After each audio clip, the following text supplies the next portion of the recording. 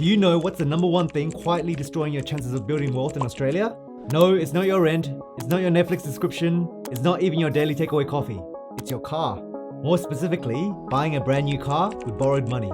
So in this video, I'll break down why cars are the number one wealth killer in Australia, the real cost of buying a car, how most people fall into the trap, and most importantly, how you can avoid it and start building real wealth instead. Let's get straight into it. Why cars are a financial trap. Let's be real, cars feel like a necessity. And in Australia, with limited public transport in many areas, they often are. But here's the problem. Most people are spending way too much money on their cars without realizing the long-term impact. The average new car loses 10 to 15% of its value the moment you drive it off the lot. Let that sink in for a while. Within 5 years, most cars have lost 50 to 60% of their value. So if you bought a $60,000 new car, you could be left with a car worth just $25,000 in 5 years. And there's no way to get that money back. The true cost of a car in Australia. Let's now break down what a car actually costs you in Australia. Let's say you buy a brand new Toyota RAV4 Hybrid, which is one of the most popular cars in Australia right now.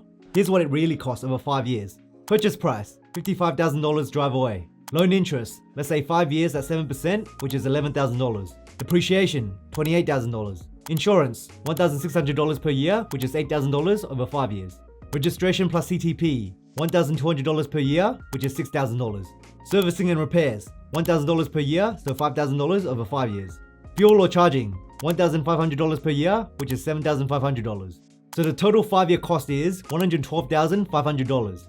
Even though you only bought a $55K car, you've actually spent over $110K once you add up everything over 5 years. And after all that money is spent, the car is now worth less than half of what you paid. Maybe it's now worth $25,000 if you're lucky. That's $87,000 gone, and most people don't even realize it. The opportunity cost. Now let's talk about what that money could have done instead. What if instead of spending $1,800 a month on car loans, insurance, fuel, etc., you drove a modest paid off car and invested $1,000 per month instead into some low cost index fund ETF? At 8% average return over 10 years, that's $180,000 plus in investments. While your mate with a flashy new car still has nothing but a 10-year-old depreciated SUV. And if you continue investing the same amount over 20 years, that's almost $600,000. That's a house deposit, early retirement, or the freedom to walk away from the job you hate and live on your own terms. But instead, many Australians are stuck on a never-ending car loan treadmill, upgrading every few years and wondering why they're always broke. Here's a real-life example. Our friend James here lives in Melbourne and earns $90K per year at his job. He finances a $60K car with a 6-year loan. By year 3, he's struggling with repayments. He can't invest, can't save, he has no emergency fund, and is relying on buy now pay later and credit cards to keep up with his bills and lifestyle. To his colleagues, friends, and family, he looks successful in his shiny new car. But behind closed doors, he has no real wealth to show for it. This is what traps so many middle-class Aussies. They upgrade their lifestyle, not their assets. So please don't end up like James, who is just 2 paychecks away from moving back in with his parents. Why we fall for the car trap? We know cars lose value. We know they cost thousands a year to run. So why do so many people still buy expensive brand new cars they can't really afford? The answer is part psychology, part marketing, and part social pressure. So here are some reasons. 1. Status symbol culture. For decades, cars have been marketed not just as transport, but as a symbol of success. Car companies know that people don't just want to drive something, they want to feel something. A flashy car that tells the world, I've made it, I'm doing well, I'm ahead in life. Whether it's a luxury badge, a 4-wheel drive ute, or a European brand, many people buy the image, not the utility. And in a social media world, that pressure is amplified. We don't want to be seen in a cheap car, even if it means sacrificing our future wealth. 2. Lifestyle comparison. Thanks a lot, Instagram. We are constantly bombarded with highlight reels. Influencers flexing luxury cars, friends upgrading to the latest model, YouTube and TikTok creators showing off their dream garage. It's easy to feel like you're behind, like you're not successful unless you're driving a new car too. But the funny thing is, most of what we're comparing ourselves to is either financed, leased, or borrowed. People are broke with nice things, and we're copying them. 3. Clever marketing. It's emotional, not logical. Car ads are never about depreciation or cost per kilometer. They're about confidence, power, comfort, adventure, identity. And they work. Car companies spend billions making you feel like your car says something about who you are. They sell the feeling, and once emotion kicks in, logic gets thrown out. 4. I deserve it mentality. This is a huge one. A lot of people say, I work hard, I deserve a nice car. I'm tired of driving junk, I want something new. Everyone else has one, why shouldn't I? But here's the truth, you don't deserve to go broke for a car. You deserve freedom, financial security, and peace of mind. A better car might feel good for a while, but a better financial future feels good forever. And 5, we don't see the damage right away. Unlike credit card debt or rent increases, the financial impact of a car builds up slowly. $300 per week on the loan, $150 per month on insurance, $80 on fuel, $1,000 plus on servicing and rego. It doesn't hurt all at once, but over the years, it quietly drains thousands from your bank account. It's like a slow leak in your financial bucket, and most people don't notice it until it's too late. But don't beat yourself up. We fall for the car trap because we're emotional creatures in a world designed to sell us things we don't need, to impress people who don't care, with money we don't really have. But the good news, once you see the trap, you can avoid it. Drive for value, not validation, and use the difference to build real lasting wealth. Strategies to escape the car trap. Here's how you beat the car trap and redirect your money into building wealth.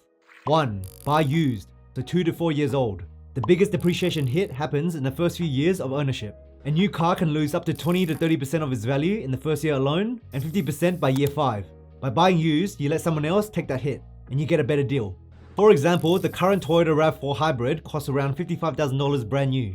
If you buy a 3-year-old model with 30,000 kilometers, you might get it for $39,000. That's a $16,000 discount for a car that's nearly identical in features. Here's how to do it. Look for cars between 2 to 4 years old. Stick to reliable brands like Toyota, Honda, and Mazda.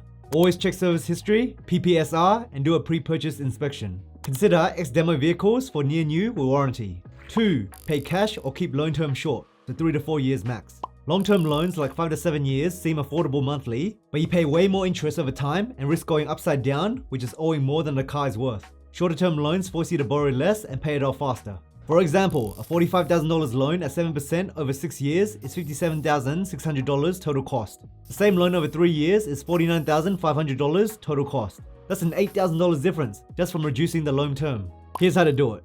If possible, save up and pay cash. I know that's not possible for everyone, so if you're financing, aim for low interest loans with 36 to 48 months terms. Avoid balloon payments, which involves a lump sum at the end, which is a common trap. Use car loan comparison tools, do your own research online, and just shop around. 3. Follow the 20% rule of annual income. Too many Aussies finance cars worth 60 to 100% of their salary, tying up their income in a depreciating asset. The 20% rule ensures you stay within your means and prioritize investing over lifestyle. For example, if you're earning $90,000 per year, spend no more than $18,000 total, cash or financed, on your next car. Work backwards from your income, not what the bank says you can borrow. Prioritize reliability and running costs over flashy features. Avoid new car loans that eat up more than 10 to 15% of your net monthly income. 4. Keep your car for longer, preferably 7 to 10 plus years. The longer you own a car, the more you spread out the cost and the cheaper it becomes per year. Most people upgrade too often because they're bored, not because the car is actually worn out. For example, if you buy a $25,000 used car and keep it for 10 years, annual depreciation equals $2,000 per year. Compare that to a new $55,000 car you replace every 4 years, which will be $6,000 plus in annual depreciation. Here's how you do it. Buy quality used car with strong long-term reliability. Maintain it properly with logbook servicing and timely repairs. Ignore pressure to upgrade for looks, tech, or trends. View your car as a tool, not a trophy. 5. Invest the savings instead. This is where the real wealth building happens. Please remember, every dollar you save by avoiding expensive cars can be redirected into assets that grow, like ETFs, property, or your super. Cars lose value, assets gain value. For example, instead of financing a $55K car, you can buy a $20K used one instead. You can then invest the $35K difference in a low-cost index fund at 8% annual return. After 10 years, it's grown to over $75,000, all from one smart decision. Here's how you can do it. You could start with ETFs that track an index, like the top 300 Australian companies or the top 500 US companies, or even an ETF that tracks the entire global stock market so you're fully diversified. If you're interested to learn how to do this, I'll link some videos down below. Go check them out. You could also top up your super through concessional contributions, who can save you a lot of tax over the long term. Or you can put the savings towards a home deposit or investment property. There are a lot of things you can do to increase your wealth with the excess savings. Mindset shift. So here's the bottom line. Cars are one of the biggest stealth wealth killers out there. They're marketed as symbols of success, but in reality, they drain your savings, lock you into debt, and quietly delay your financial freedom. Here's the mindset shift that can change everything. A car is a tool, not a trophy. It's meant to get you from A to B, not to signal your status or impress strangers. But most people fall into the trap of trying to look successful instead of working to be successful. The truth is, the truly wealthy people don't care about flashy cars. They care about what their money is doing for them when they're not working. They focus on building assets, not collecting liabilities. Driving a modest, reliable car and investing the difference is one of the simplest, most powerful wealth-building moves you can make. It's not about depriving yourself forever. It's about delaying the ego upgrade until you can afford the lifestyle without sabotaging your future. Don't spend 5 years trying to look rich, only to stay broke. Spend those years building freedom, because that's the real flex. Because the real flex isn't sitting behind the wheel of a brand new car. It's having the freedom to live life on your own terms. Quick disclaimer, this video is for educational purposes only and should not be considered financial advice. Please do your own research before making any decisions.